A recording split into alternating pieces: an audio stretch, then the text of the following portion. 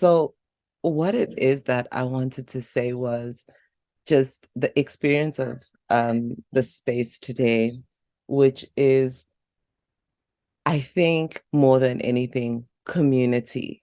Because I think what we're able to talk about here, we really wouldn't be able to talk about anywhere else. And just as you've said, how, even if your friend can say they want to hold space for you, because they're not doing the work that you're doing. They're not on the journey that you're on. They haven't set the intentions on their lives that you've set for your life. It makes them incapacitated to understand where it is that you're coming from.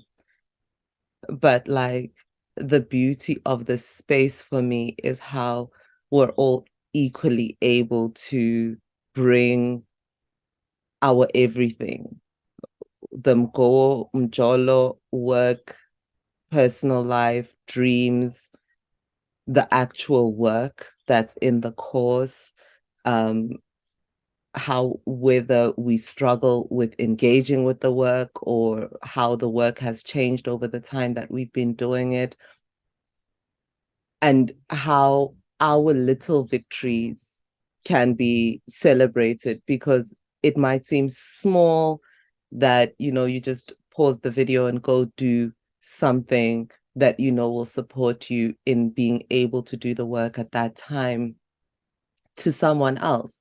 But within the space of people who are doing the work in the way that you're doing it, it's recognized. And that is such an opportunity for affirmation, for you to be able to listen to your higher self or to listen to your ancestors when they speak, because you're amongst people who have that same experience.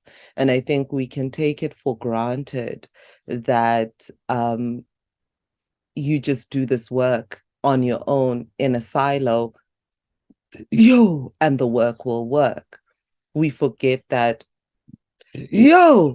as human beings, on our human experience, we're still humans doing this work, and we're still going to need um, encouragement and just nje ukuphefumula, to breathe it out, to like sigh it out, cry it out, laugh it out, whatever it is, or to jog ourselves to those realizations.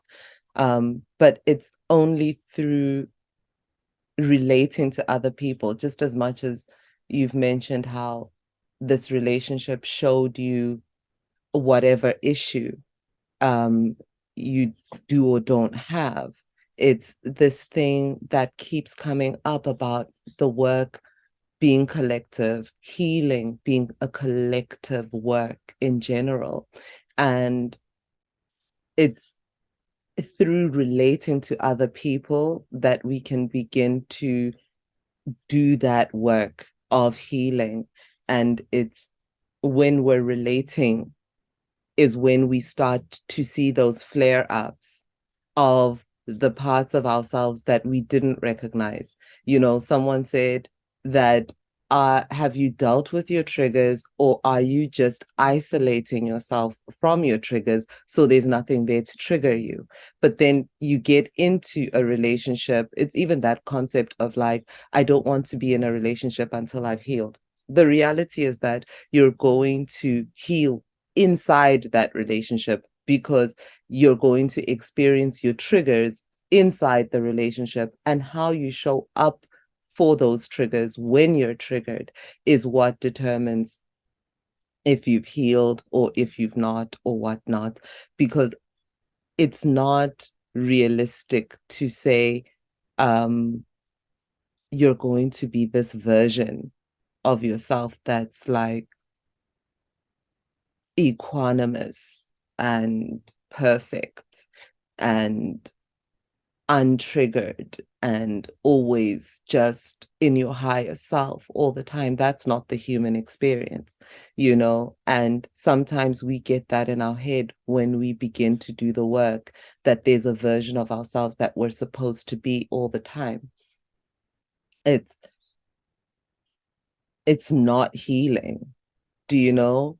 It's even when I say if there's better that you know and you're not doing it, then you're not doing your best. It's like even determining why am I unable to get myself there. That's the work. That is part and parcel of doing your best.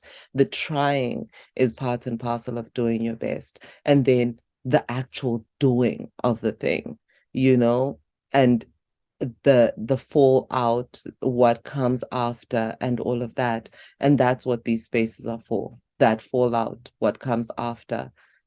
Um, and making sense of it. Because sometimes when we're in our heads alone, we don't have that opportunity.